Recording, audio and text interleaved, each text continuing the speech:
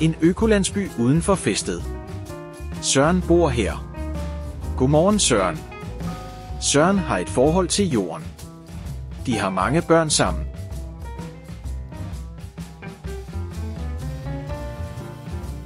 Meget child support. Så det er bare at komme i gang og arbejde med det samme. Men først og fremmest fodre alle dyrene.